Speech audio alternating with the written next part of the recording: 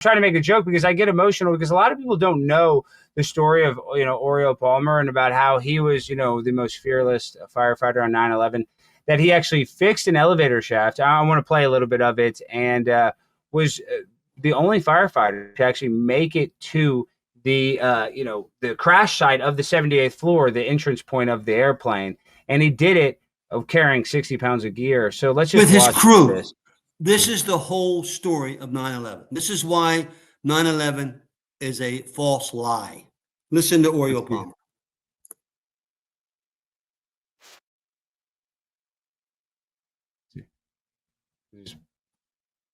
Of course, now I just had it keyed up. I don't.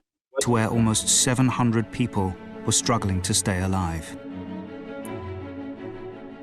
And then he started to climb on foot.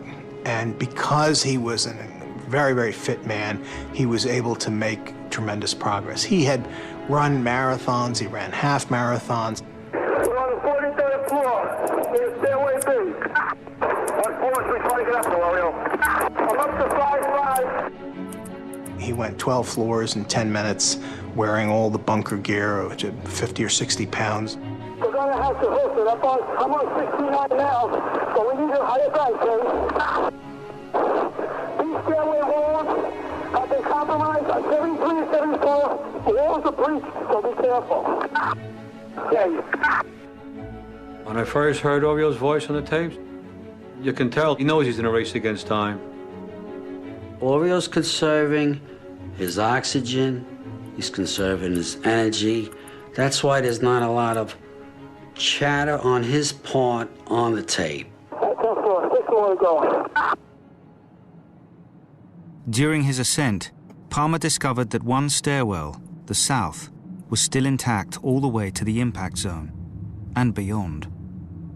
For the hundreds trapped there, this stairwell could have been an escape route. South Tower, South Tower. The 78th floor in the South Tower was the bridge point between living and the dead. It was a transfer spot in the elevator system, and a lot of people had mass there. And when the second plane hit, a lot of them were killed outright, a lot of them were injured and waiting for help. And Orio Palmer was rising and racing to that point to get to them. We got two isolated pockets of fire. We should be able to knock it down with two lines. Where you know that? 78th floor, and it's numerous 1045 code lines. 478. That's all over here. Numerous civilians there. There's two engines up there. All right, 10-4, we're on our way. Orio got up there pretty quick.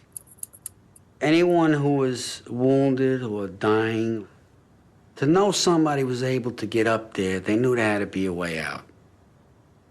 The people who were there at the point of impact, to have seen him, I can only imagine there must have been some elation or euphoria that's probably undescribable.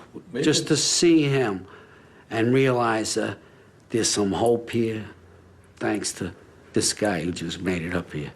There's never been a high-rise building that's come down because of fire.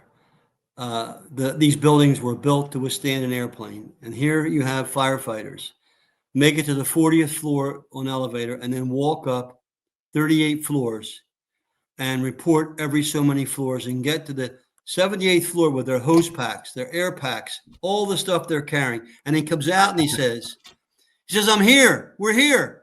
We got two fires and we can handle them. And the building collapses.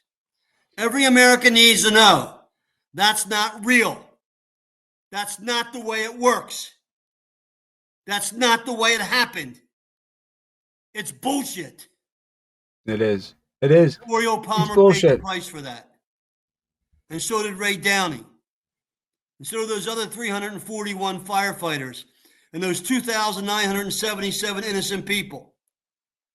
And we need to know the story, who the scumbags were that made this happen. Do you think George Bush, feels sad for Orio Palmer? Do you think Dick Cheney feels sad for Orio Palmer?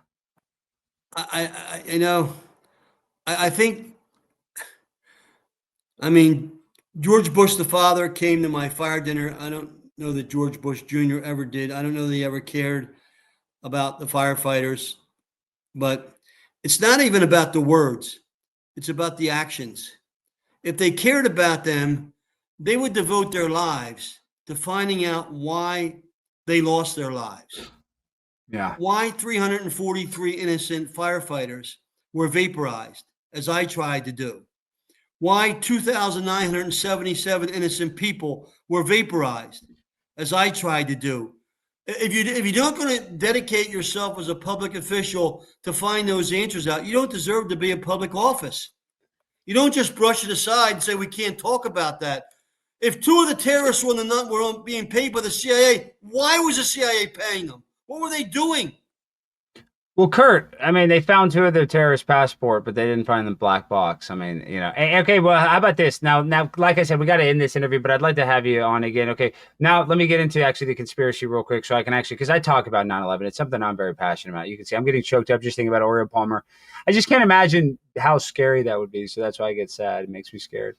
But when it comes to how the buildings fell, I think that there was probably some sort of nanothermite. There was probably some, you know, this is why they had irreparable asbestos in these buildings. A lot of people don't realize just to go and fix the asbestos that they had in there, the cancer-causing asbestos, because it broke ground in 1969.